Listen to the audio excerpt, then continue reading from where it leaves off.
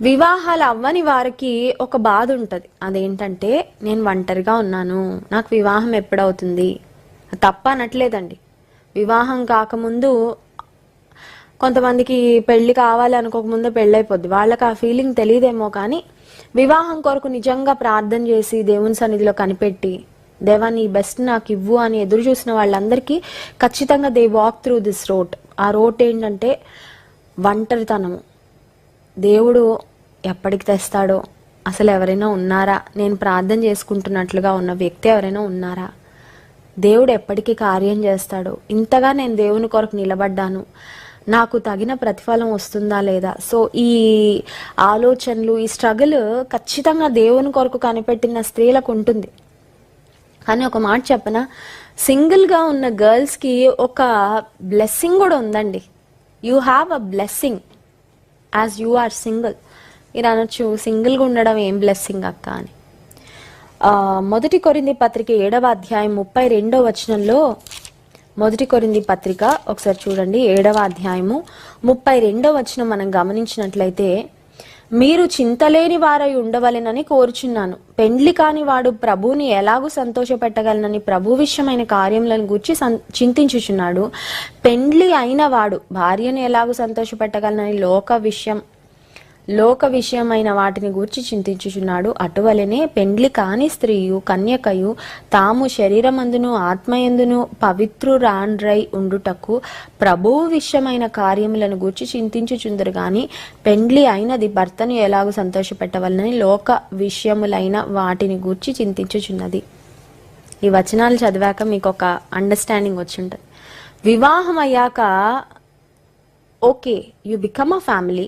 వివాహ వ్యవస్థ దేవుడే ఏర్పాటు చేశాడు, అది ఏం తప్పు కాదు.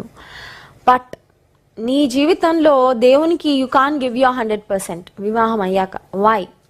God given responsibility. ఇప్పుడు భర్త అయితే భార్య, తర్వాత పిల్లలు, ఈ బాధ్యతలు యాడ్ అవుతాయి. సో సమ్ టైమ్స్ నీ జీవితంలో 100% నాకు ఇంకెవరూ లేరు, నేను చూసుకోవాల్సింది ఎవరూ లేరు అన్నట్లుగా నువ్వు కంప్లీట్గా దేవుని విషయంలోనే బాధ్యత తీసుకునే పరిస్థితి ఒకవేళ రాకపోవచ్చు. వివాహం అయిన స్త్రీకి కూడా ఎప్పుడు అదే తాపత్రయం ఉంటుంది. ఏంటి, అమ్మో నా భర్తకి వంట చేయాలి, వంట చేసే టైము, ఇంటికి వచ్చే టైము ఆఫీస్ నుంచి, అది రెడీ చేయాలి, ఇది చేయాలి, నా భర్తను సంతోషపెట్టాలి అనే ఆలోచన వివాహం అయిన స్త్రీలకు ఉంటుంది. కానీ వివాహం కాని స్త్రీలకు ఉన్న ఒక ప్లస్ ఏంటంటే, you can focus totally on the lord rather than on your family and your personal life. నీ వ్యక్తిగత జీవితం మీద కంటే బంధాలు లేకపోతే బాధ్యతలు లేవు కాబట్టి వివాహం కాకముందు దేవుని మీద, దేవుని గురించి ఎక్కువగా ఆలోచించవచ్చు. సో ఈ ఫిలిప్పు కుమార్తెలు ఏం చేశారంటే, పెళ్లి కాలేదు, కన్యకలుగా ఉన్నారు. They use their single life, ఆ వివాహం కాని ఒంటరి జీవితాన్ని దేవునిలో పరిపూర్ణంగా వాడబడ్డానికి వినియోగించుకున్నారు.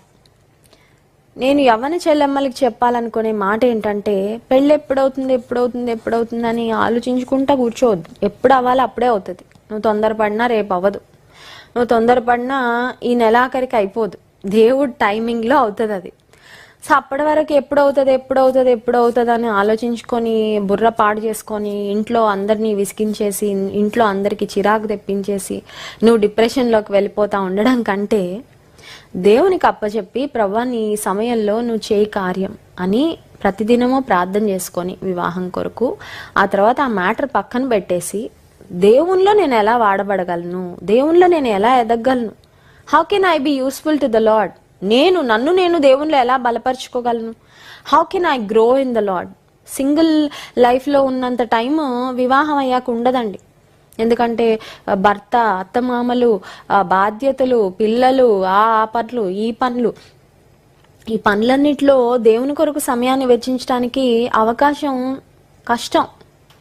అందుచేత ఈ ఫిలిప్పు కుమార్తెలు నలుగురు, వారు ఉన్న సింగిల్ లైఫ్లో వాళ్ళు వివాహాలు చేసుకోలేదు, కన్యకలుగా ఉన్నారు అని వాక్యంలో ఉంది. దేవుని సేవలో పరిపూర్ణంగా వారు వాడబడ్డారు. ఇప్పుడు మీకు ఒక అనుమానం రావచ్చు, స్త్రీలు కూడా ప్రవచిస్తారా? స్త్రీలను కూడా దేవుడు ప్రవచించడానికి వాడుకున్నాడంటే absolutely yes. God did not discriminate between men and women. యోవేల్ గ్రంథం 2వ అధ్యాయము 28వ వచనంలో ఒక మాట మనం చూస్తాం చూడండి. యోవేల్ గ్రంథం, జోయల్ చాప్టర్ 2, యోవేల్ గ్రంథము 2వ అధ్యాయము 28వ వచనం. తరువాత నేను సర్వజనుల మీద నా ఆత్మను కుమ్మరింతును, మీ కుమారులను మీ కుమార్తెలను ప్రవచనములు చెప్పుదురు, మీ ముసలివారు కలలు కందురు, మీ యవ్వనులు దర్శనములు చూతురు, మీ కుమారులు మీ కుమార్తెలు ప్రవచనములు చెప్పుదురు. Your sons and daughters will prophesy. దేవుడు అక్కడ ఏమి బయాస్ ఏం చూపించలేదండి, దేవుడు పార్షాలిటీ ఏం చూపించలేదు. పురుషులు ఒక్కటే ప్రవచిస్తారనే మాట లేదు. అదే ప్రవచనం మళ్ళీ నూతన నిబంధన గ్రంథంలో కూడా కోట్ చేయబడుతుంది, మనం గమనిస్తాం. సో దేవుడిచ్చిన గిఫ్ట్ అది. మీ కుమారులు మీ కుమార్తెలు ప్రవచిస్తారు. నా ఆత్మతో నిండుకున్న వారైతే వారు ఆడపిల్లలైనా మగపిల్లలైనా నా కొరకు వాడబడతారు అని దేవుడిచ్చిన ఆ వాగ్దానము, ఆ ప్రవచనము నూతన నిబంధన గ్రంథంలో సంఘకాలంలో ఫిలిప్పు యొక్క కుమార్తెల ద్వారా నెరవేరింది అనే మాట మనం చూస్తున్నాం. సో ప్రియమైన తల్లులారా, ప్రియమైన చెల్లెమ్మలారా, నా ప్రశ్న ఏంటంటే, దేవుడు మీకు ఇచ్చిన కుమార్తెలు, వారిని మీరు ఎలా సిద్ధపరుస్తున్నారు దేవుని కొరకు? కొంతమంది ఆడపిల్లలు తాగుబోతులుగా ఉన్నారండి. కొన్ని ప్రాంతాల్లో అబ్బాయిల కంటే అమ్మాయిలు ఎక్కువ తాగుతున్నారు. చాలా సిగ్గుకరమైన పరిస్థితి అది. మేము బెంగళూరుకి వెళ్తే మీటింగ్స్ నిమిత్తం, మీటింగ్స్ అయిన తర్వాత డిన్నర్ కొరకు ఒక ప్రాంతానికి వెళ్ళాం. చాలా మంచి రెస్టారెంట్ అని తీసుకెళ్లారు. బెంగళూరులో ట్రాఫిక్ ఎక్కువ ఉంటుందేమో, ఆ ప్లేస్కి రీచ్ అవ్వడానికి 12 అయిపోయింది. మీటింగ్ అయ్యేసరికి 11 దాటింది. ఆ ప్లేస్కి వెళ్ళేసరికి 12 అయిపోతే అది 12లా లేదండి. సాయంకాలం 7 గంటలకి ఎలా ఉంటుందో అంత రష్గా ఉంది ఆ ప్రాంతం. కోరమంగళ అంటారంట ఆ ప్రాంతాన్ని. బెంగళూరులో చాలా బిజీ ప్లేస్. అందరూ సాఫ్ట్వేర్ ఇంజనీర్లు, నెలకి కొన్ని వేల లక్షల రూపాయలు సంపాదించే వాళ్ళు, ఆడపిల్లలు అందరూ తాగేసి తూలిపోతున్నారు అక్కడ. ఇంత దూరం భోజనానికి ఎందుకు వచ్చామా అని నాకు టైం వేస్ట్, అనవసరంగా భోజనం ఏదో ఒకటి ఎక్కడో దగ్గర తినేసేవారం కదా అనిపించింది. కానీ ఆ మధ్యరాత్రి 12 గంటలకు రెస్టారెంట్లో లోపలికి వెళ్ళడానికి సీటింగ్ కొరకని బయట వెయిట్ చేస్తూ ఉంటే దేవుని అడిగాను, ప్రభా ఎందుకు తెచ్చావు ఇక్కడికి అసలు మమ్మల్ని? Why did we come to this place అంటే దేవుడు జ్ఞాపకం చేశారు, వీళ్ళందరినీ చూసి వీళ్ళ కొరకు ప్రార్థన చేస్తావని తీసుకొచ్చానని చెప్పారు దేవుడు. నిజమే, కొన్నిసార్లు కొన్ని పరిస్థితులు మనం చూస్తే మనకి ఆ భారం వస్తుందండి ప్రార్థన చేయాలని. ఆ రోజు అక్కడే నిలబడి అర్ధరాత్రి టైంలో ఆ బెంగళూరులో ఉన్న ఆడపిల్లల కొరకు ప్రార్థన చేశాను, ప్రభా తప్పిపోతున్నారయ్యా, లోకంలో ఎంత భయంకరమైన చెడుగులో మునిగి తేలుతున్నారు ప్రభా, వాళ్ళ కన్నులు తెరవజేయండి, నేను తెలుసుకోవడానికి సహాయం చేయండి. ఆడపిల్లలు డ్రగ్ ఎడిక్ట్స్గా ఉన్న వాళ్ళు ఉన్నారు, వ్యభిచార నిలయాల్లో ఉంటున్న వాళ్ళు ఉన్నారు, భయంకరమైన అక్రమ జీవితాన్ని జీవిస్తున్న వారు, తాగుబోతులుగా ఉన్నవారు ఉన్నారు. కానీ ఫిలిప్పు కుమార్తెలు మాత్రం బంగారం లాంటి అమూల్యమైన అమ్మాయిలండి. They are so valuable. ముత్యము కంటే అమూల్యమైనది అనే మాట వాక్యంలో చూస్తున్నాం.